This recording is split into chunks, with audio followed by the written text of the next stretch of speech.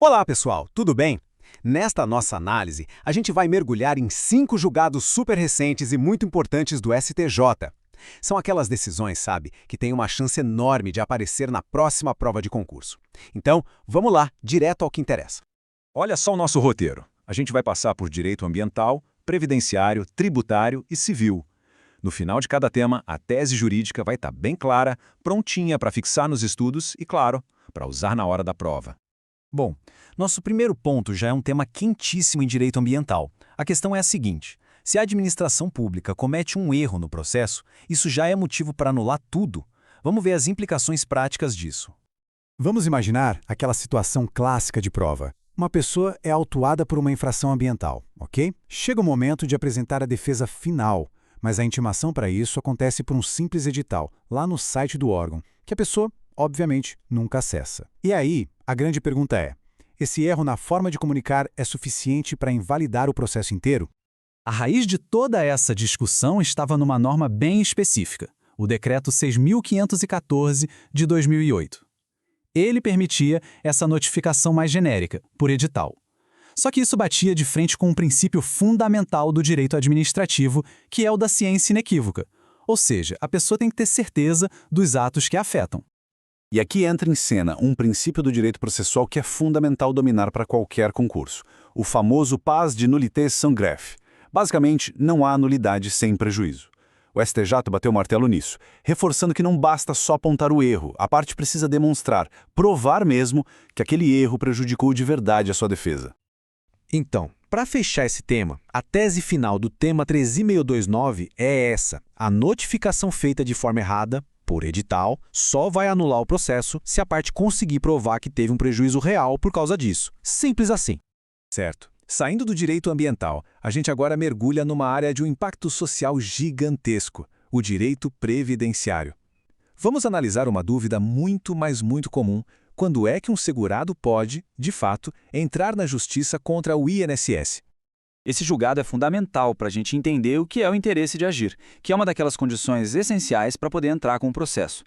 E a decisão da STJ aqui é bem clara: esse interesse não surge do nada, depende muito do comportamento tanto do segurado quanto do próprio INSS lá na fase administrativa. O STJ, então, criou uma espécie de passo a passo. O direito de processar o INSS não é um cheque em branco, é uma via de mão dupla. Tudo vai depender se o pedido inicial era minimamente viável e, principalmente, se o INSS cumpriu o dever dele de orientar o processo, pedindo os documentos que faltavam. E olha, o impacto financeiro direto disso. A famosa DIB, a data de início do benefício, vai depender exatamente de quando a prova que garante o direito apareceu no processo ou de quando ela deveria ter sido solicitada pelo INSS. Isso muda tudo no cálculo dos valores a receber. E um detalhe final que é ouro para a prova: o tribunal disse que não precisava modular os efeitos dessa decisão. O que isso quer dizer? Que essa regra vale para todo mundo, até para processos mais antigos, porque, na verdade, ela só está confirmando um entendimento que os tribunais já aplicavam. Agora, do dever do INSS de instruir o processo, a gente passa por um dever da Fazenda Pública, num tema que é o coração do direito tributário, a certidão de dívida ativa, a famosa CDA, aquele documento que o governo usa para cobrar as dívidas fiscais na Justiça. Pensem na CDA como se fosse o alicerce da cobrança de um imposto. O que acontece se esse alicerce já nasce com uma rachadura grave? Dá para consertar no meio do caminho? O raciocínio da STJ aqui foi genial.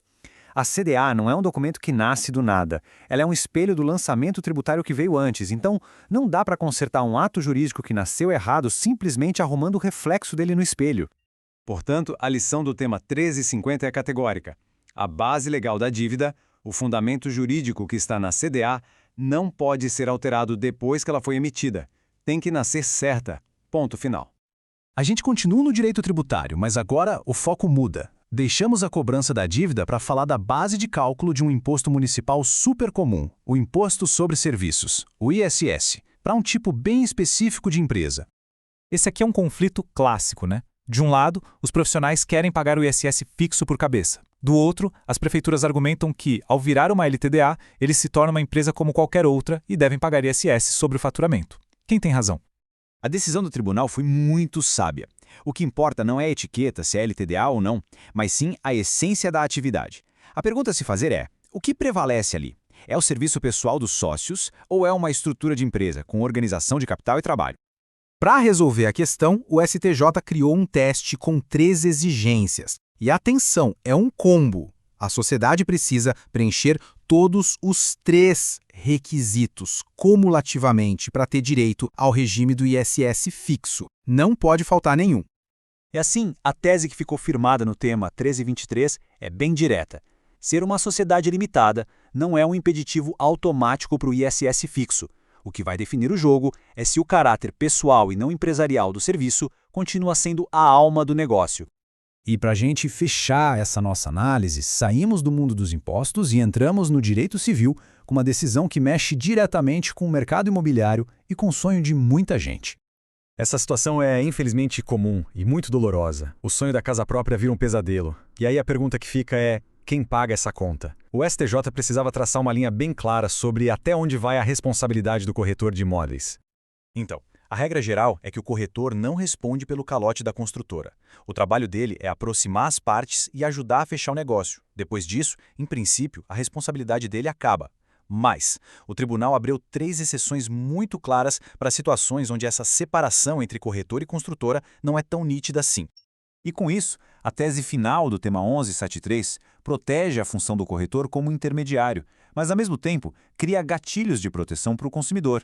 A responsabilidade só vai recair sobre ele se ficar provado que ele era, na prática, mais do que um simples corretor. Entender essa distinção é absolutamente essencial.